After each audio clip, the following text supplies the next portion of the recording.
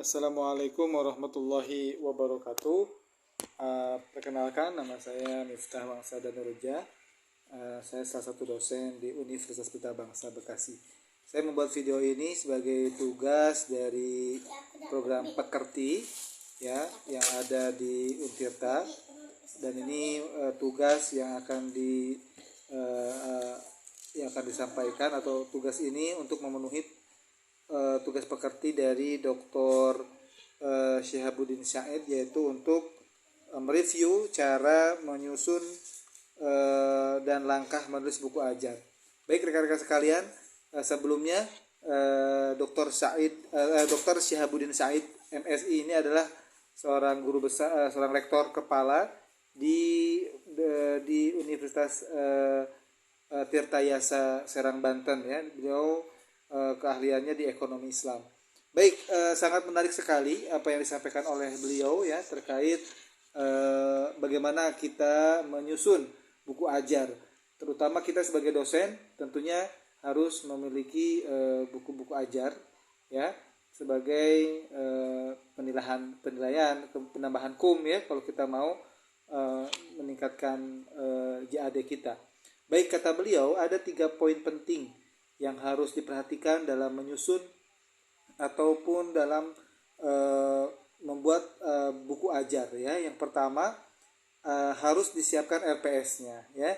Yang kedua, membuat outline ya. Yang ketiga, buatlah perlengkapan bukunya.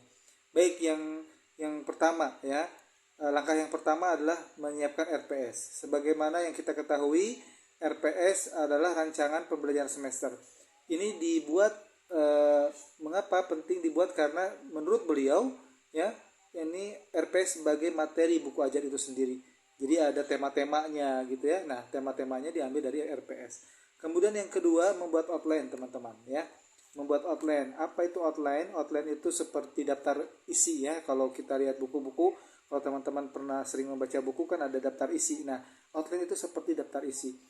Outline terdiri dari 3 bagian. Ada bagian awal, bagian isi, dan bagian akhir. Bagian awal ya pembukaan ya, kata pengantar dan sebagainya lah ya. Pembukaan maksudnya pendahuluan ya. Kalau bagian isi masuk kepada topik ya, topik. Kemudian yang terakhir, bagian akhir itu ya masuk ke dalam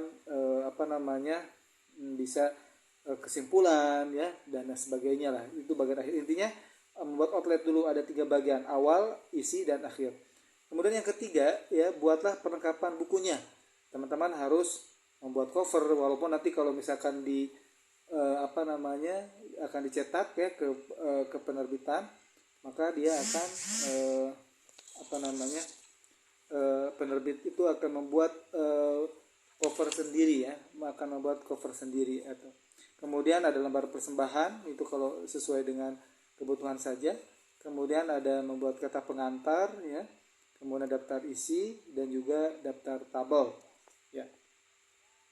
Baik rekan-rekan sekalian, itu saja tugas kami. Sekali lagi silakan kalau misalkan Anda ingin lebih detail lagi ya, Anda bisa melihat atau merujuk ke video Dr. Syihabuddin Said ya, dalam channelnya. Di sana beliau telah membuat bagaimana cara dan tips and tricks menulis buku ajar.